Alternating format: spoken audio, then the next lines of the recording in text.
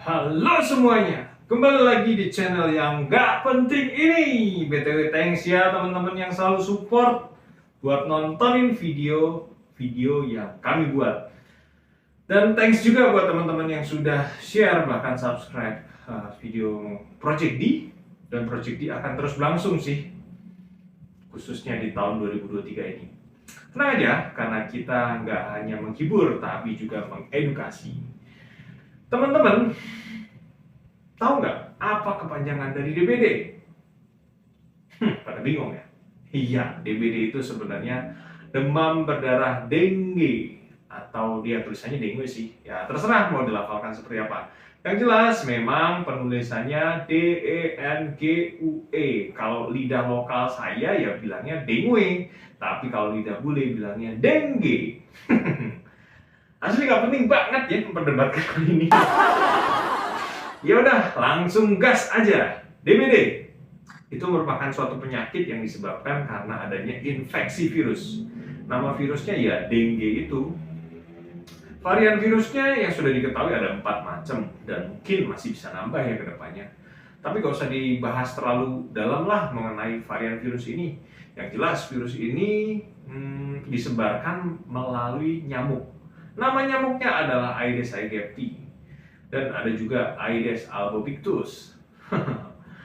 Nama-nama ini agak ribet sih, tapi nice to know ya. Soalnya biasanya keluar tuh di ujian-ujian biologi anak-anak sekolahan.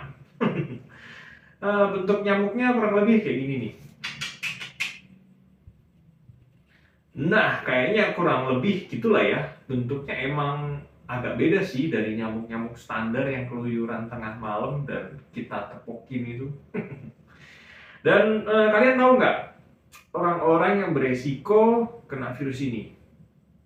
Ya sebenarnya orang-orang yang hidup di daerah tropis, negara tropis dan subtropis lah, macam Indonesia gini.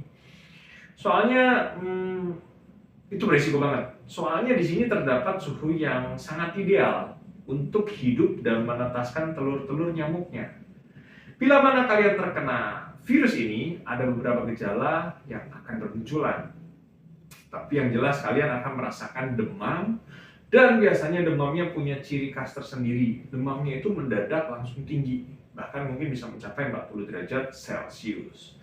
Dan demamnya itu punya pola sebenarnya.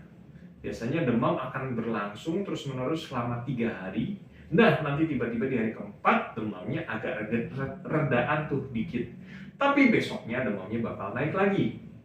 Nah, tapi pola-pola kayak gini sih udah agak sulit dianalisa. Soalnya kan kadang orang yang sakit demam itu udah pada minum obat penurun panas ya.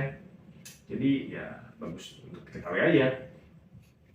Oh iya, selain demam ada juga gejala lain yang mungkin bisa menyertai, yaitu nyeri atau pegel-pegel di seluruh sendi dan otot, bisa di otot mana aja, tangan, kaki. Sakit kepala, bisa ringan sampai berat, nyeri ulu hati, mual, muntah, lemes, matanya terasa panas, atau juga matanya terasa sakit, dan apabila kondisinya berat bisa timbul perdarahan. Baik perdarahan dari gusi, hidung, di saluran pencernaan. Ya kalau ekstrim nih bisa perdarahan juga di dalam otak. Oh iya, bintik-bintik merah yang muncul di tangan akibat DBD ini termasuk dalam jenis perdarahan ya. Bintik-bintik ini sebenarnya merupakan perdarahan yang muncul di bawah kulit, tapi gak semua yang terkena virus dengue ini mengalami perdarahan. Makanya kalau gak ada perdarahan, gua lebih suka bilang demam dengue aja, karena gak berdarah kan, jadi gak perlu demam berdarah dengue. Tapi kalau ada tanda-tanda perdarahan, barulah kita bilang demam berdarah dengue. Tapi kayaknya masyarakat sudah lebih populer ya dengan istilah DBD ya. Jadi kadang buat kita lebih simpel bilang bahwa penyakit yang diderita oleh pasien adalah DBD.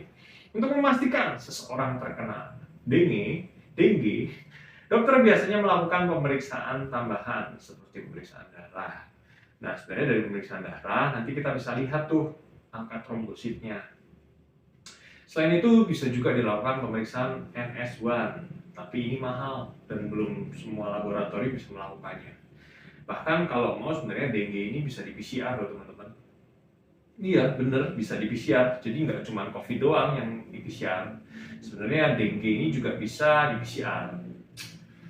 Tapi nggak semua pemeriksaan laboratorium ini wajib dilakukan. Nanti biar dokternya aja lah yang nentuin pemeriksaan apa saja yang mau dikerjakan. Jadi teman-teman nggak usah pusing lah ya mengenai masalah-masalah beginian. Gimana guys? Setelah dengar penjelasan tadi, kayaknya kalian semua gak akan ada deh yang mau kena DBD. Kalau gitu gue kasih tips aja lah ya yang bagus buat pencegahannya. Ya untuk pencegahannya gimana?